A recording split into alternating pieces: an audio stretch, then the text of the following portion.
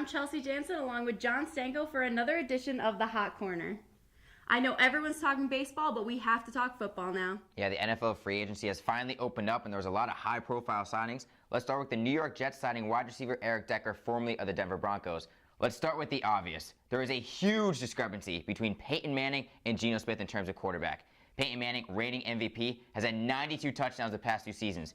Combined, the New York Jets quarterbacks since 2008 have had 80 total touchdown passes. So mark my words, Eric Decker will not have double-digit receiving touchdowns, and he will not have 1,000-yard receiving. I would avoid him at all costs.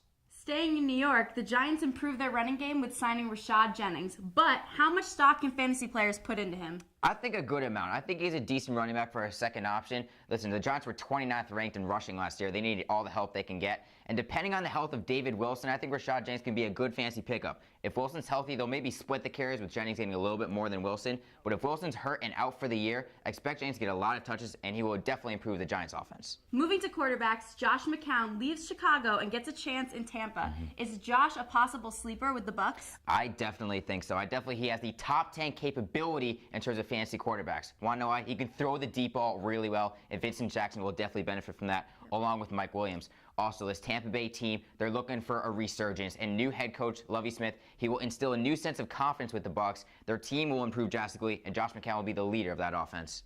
In Detroit, QB Matthew Stafford got a new toy with Golden Tate. Does this help both players? Christmas came early for the Detroit Lions, especially Matthew Stafford. He will become a top 5 fantasy quarterback with this new weapon on the outside. Also, Golden Tate has not had 1,000-yard receiving in any season of his career, but he will this upcoming season, mark my words. With all the attention going to Calvin Johnson, Golden Tate will get a lot more attention, and he'll get a lot more receptions, which will lead to more touchdowns than he's had ever in his entire career. That's it from the Hot Corner. He's Jon Stanko, and I'm Chelsea Janssen. You can follow Jon at jstanko99.